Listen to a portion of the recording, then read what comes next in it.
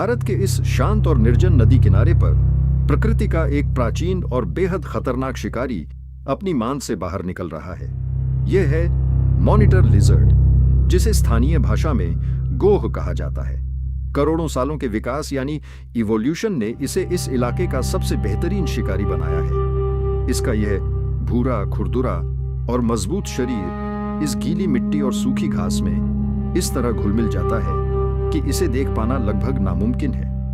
गोह की आंखें जितनी तेज हैं, उससे कहीं ज्यादा खतरनाक है इसकी यह दो मुंही जीभ, जो बार बार बाहर निकलकर हवा में मौजूद गंध के कणों को इकट्ठा करती है। इसके मुंह के ऊपरी हिस्से में मौजूद जैकोब्सन ओनर्गन इसे सटीक तरीके से बताते हैं कि शिकार किस दिशा में है और कितनी दूर है। आज सुबह से इस शिकारी को कामयाबी नहीं मिली है और इसकी भूख लगातार बढ़ रही है, लेकिन यह जल्दबाजी बिल्कुल नहीं करेगा। इस दलदली और कठिन रास्ते पर इसका हर एक कदम बेहद नपातुला है, क्योंकि एक छोटी सी गलती भी शिकार को सचेत कर सकती है।